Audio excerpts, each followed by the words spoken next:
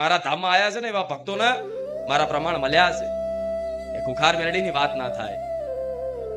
એમને વગર પૂછે, વગર દાણા જોડાય, વગર બેઠક કરે, વગર પગલા પાડે, કોઈ દાડ માતાજી માથે હાથ નહીં મિલ્યો, કોઈ દિવસ ભુવાજી માથે હાથ નહીં મિલ્યો, કોઈ દિવસ કશું જ નહીં, કોઈ વારણ કારણ નહીં, કોઈ મૂળા જોડા નહીં, કશું જ કર્યા વગર આપે રૂપે ખાલી રવિવાર જવાથી, પ્રવચન સાંભળવાથી અમારા જીવનમાં સુખ શાંતિ થઈ જાય.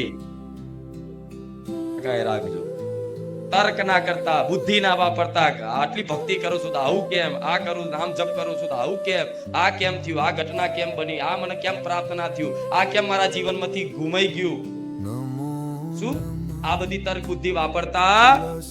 કેમ કે તમે હવે ભક્ત બન્યા છો ને, તો ભક્તના જીવનમાં જ મોટી મોટી કષ્ટીઓ આવે છે. અને એ કષ્ટી એટલે પરીક્ષા.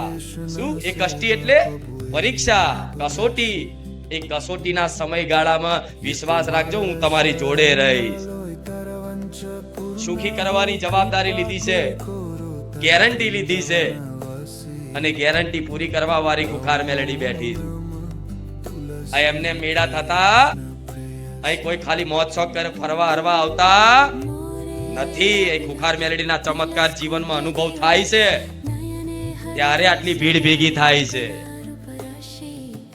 તો માતા છે એવું વિશ્વાસ દર રવિવારે અહીં આવો, સાંભળો તો વિશ્વાસ તમારો મજબૂત થશે.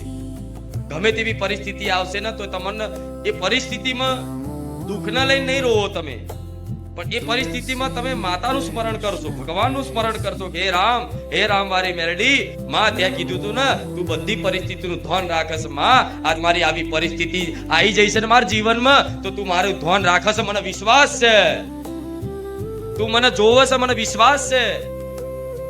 આવો જ્યારે વિશ્વાસ હશે ને, ખરેખર હું માતા ગમે તે રૂપે પ્રમાણ આલીશ કે દીકરા હું તારી જોડે જ છું.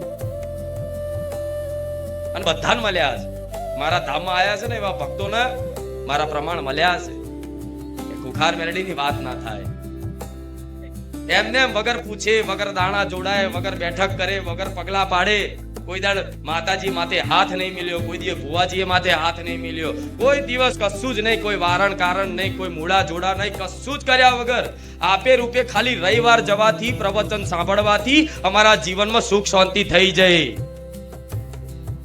એવા અનુભવ વાળા ઘણા બેઠા છે, ઘણા બેઠા છે. આખું જીવન બદલાઈ ગયું. માં નર્ક જેવું જીવન હતું, પણ માં હવે તો સ્વર્ગ જેવું જીવન લાગે. તો હજુ તો શરૂઆત છે, હજુ તો ભક્તિની સુગંધ આવી છે. ગયા રવિવાર કીધું તું ને, હજુ તો ભક્તિની સુગંધ આવી છે. ભક્તિનો હજુ રસપાન ચાખ્યો, જે દાડ મારી મેલડીનો ભક્તિનો રંગ ચડ્યો ને, એ દાડા દુનિયાના રંગ નહીં ચડવા દઉં. અને મારા ભક્તોને દુનિયાના રંગમાં રંગાવા દેવા નથી. તમે રામ ના બન્યા છો ને, તમે રામ વારી મેલડી ના બન્યા છો, તો મુખ્ય જય માતાજી, જય મેલડી માં અને રામ માડી રામ જ આવવું જોઈએ. શું તમારા મુખે રામનું નામ, માતાજીનું નામ એ જ આવવું જોઈએ, કેમ કે તમે ભક્ત બન્યા છો.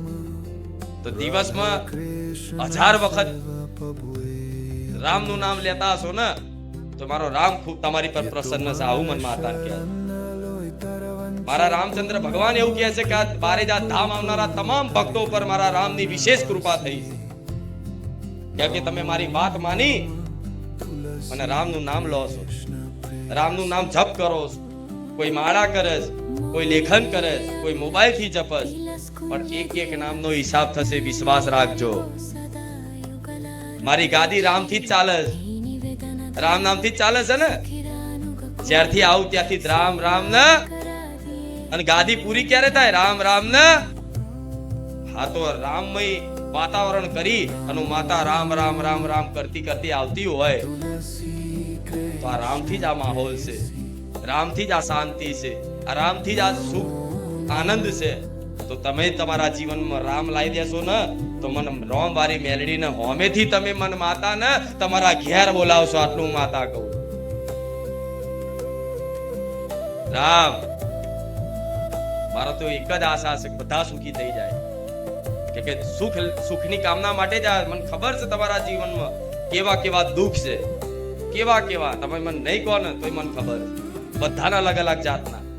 પણ આ મારા પ્રવચન રૂપી શબ્દોમાં બધાના દુઃખોનું સમાધાન મળે છે ને. ભલે તમે ગમે તે વિસ્તારના હશો, ગમે તે નાતના જાતના હશો, ગમે તે તમારી પરંપરા બાપદાદાની ચાલતી હશે, પણ આ મારી વાણી એવી છે કે જે બધાને લાગુ પડે ને. અને એકદમ સરળતાથી આ વાત ઉતરી જાય હૃદયમાં કે માતાજી જે કહે છે ને સાચી વાત છે મારી, હાચું હાચું. તો આવું હાચું થતું હોય ને તો તમારી અંતર આત્મા મને માતાને સ્વીકારે છે. રામ, તમારી અંતર આત્મા મને માતાને સ્વીકારે છે, સાચી વાત છે મારી. તો મેં શું શીખવાડ્યું તમને જીવનમાં?